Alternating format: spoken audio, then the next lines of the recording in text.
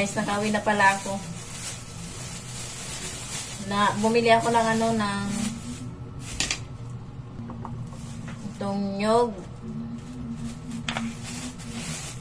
luya, at siling haba. Nag-aadobo ako sa gata, guys. Buti na lang tumawag yung asawa ko. Pero kailangan ko pa rin lutuin.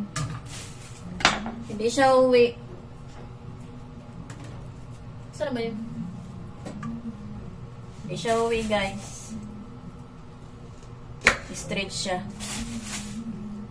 Pero kailangan ko pa rin itong lutuin kasi masisira yung nyog. Kaninang umaga ko pa nilabas yung yung isda. Pag ako lang kasi mag-isa, guys, okay na ako sa pansit canton, biskwit,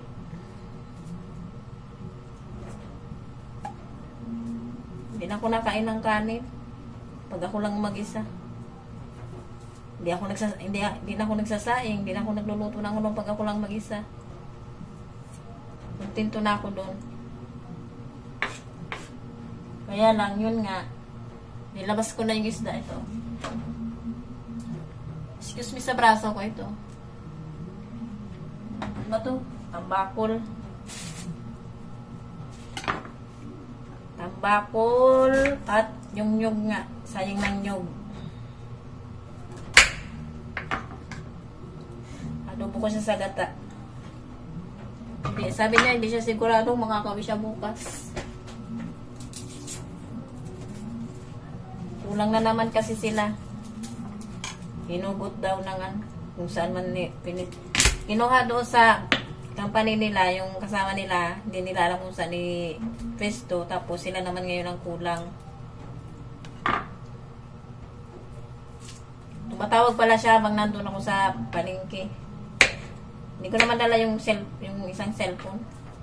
Itong cellphone nagdala ko kasi nga vloggers yarn.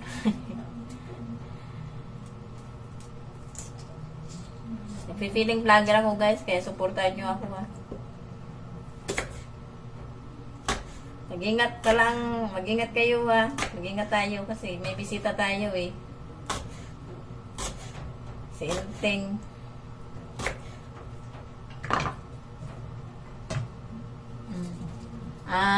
Luya, siling haba, sibuyas, bawang. Tingnan nyo, guys, oh. Wala kaming sampayan sa labas, kaya nandito yun sa kusina. Kung ano yung niluto ko, siya din ang amoy niya. Ayan, guys, oh. Ano ba lang to? Adobo. Pipiga pa lang ako nung gata. Hindi pa siya luto doon sa adobo. Piga muna ako ng gata. Alam nyo ba, guys, nung bago kaming kasal, yung mga unang, ano ba to? Basta nung bago kaming kasal, kapag hindi siya nauwi, yung duty na 24 hours, yung hindi siya nauwi ng, di ba, pumasok ng umaga, tapos magjo-duty pa siya sa gabi hanggang kinabukasan ulit, yung ganon, 24, 36, yung mga duty walang uwian. Kasi nga kulang sila ng kasama. Wala silang kapalitan. Umiiyak talaga ako, guys. Kasi hindi siya nauwi. Hindi ko pa nun maintindihan. Kahit hanggang ngayon.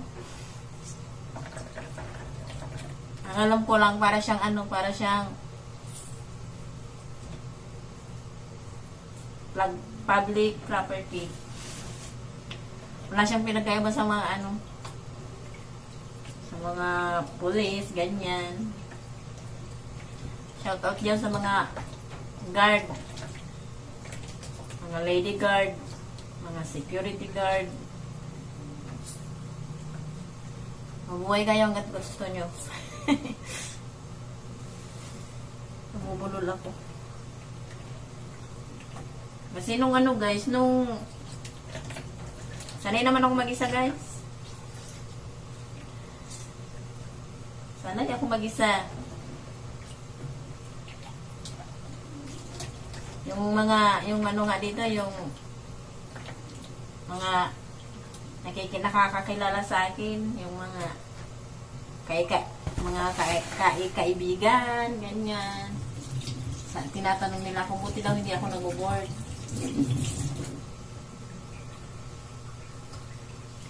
Paano ako maboboard? Sanay na ako mag-isa. May lagay ko na guys yung gata, ayan. Sakto lang kanina, natunog. Tuyo na yung ano. Suka, toyo, mantika. Nagtalsik-talsik na nga eh. Huh?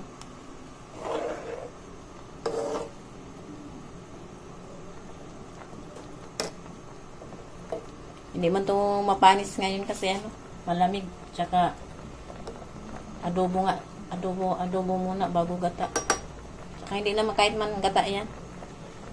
Hindi nga siya masyadong mapanis ngayon kasi nga malamig.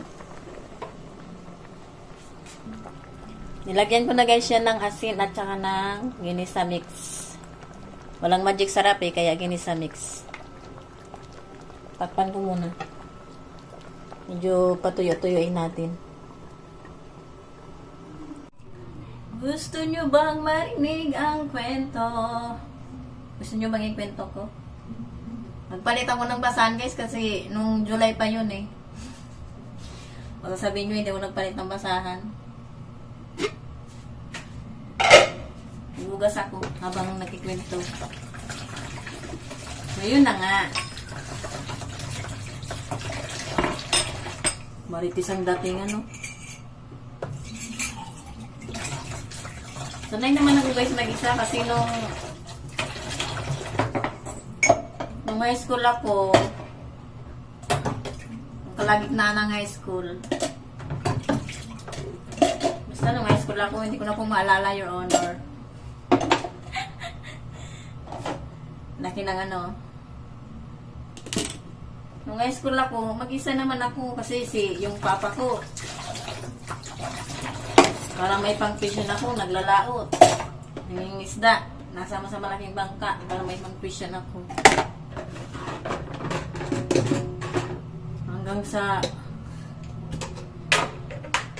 nagka-graduate. Siyempre, katulong yung yung mga kapatid ko under supervise ng mga kapatid ko. So yun, mag-isa, nawin mag-isa, at nakain mag-isa, kaya sanay mag-isa. Pero nung nag-asawa ko guys, umiyak talaga ako kasi hanggang sa pag-asawa pa lang, mag-isa pa rin. Pero sanayan lang talaga. Madang na pang-asawa eh. Joke lang. Hanggang sa nakapag-asawa, mag-isa pa rin. Kung pareho pa kami nagtatrabaho, halos hindi kami magkita. Lalo na nung ano guys, nung pa-shiny-shiny yung face ko. Nung pandemic, kasi walang uwian ng guard eh. Wala silang uwian. Ako lang mag-isa sa bahay. Nung nandun pa kami sa Rosario, walang uwian sila. Naghahatid lang ako ng damit, minsan pagkain.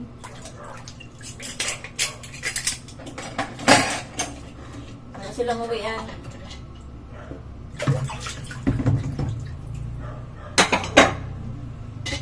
Kasi lockdown, di ba?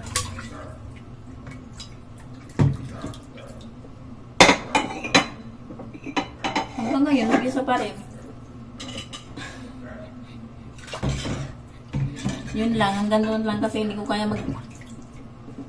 tagal magpinto kasi emotional damage. Luto na yung ano guys, yung tambakol na adobo sa gata. Mamaya naman ay nagsalang na ako kanina ng kanin.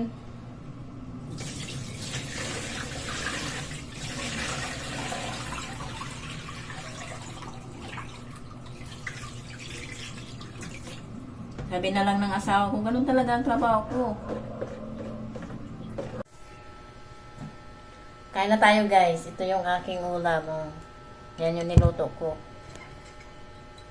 Kanin. Kung ano man ang ulam nyo, kain na kayo at i-enjoy nyo. Wala akong kasana. Wala akong kasalo.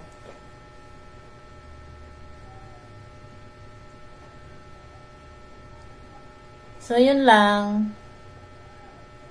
Hindi muna ako guys magkwento ng maramihan ng buhay-buhay ko, ng kwentong buhay-buhay ko kasi wala pa naman akong bayad. Tsaka na pag may bayad na. Ha? Bye!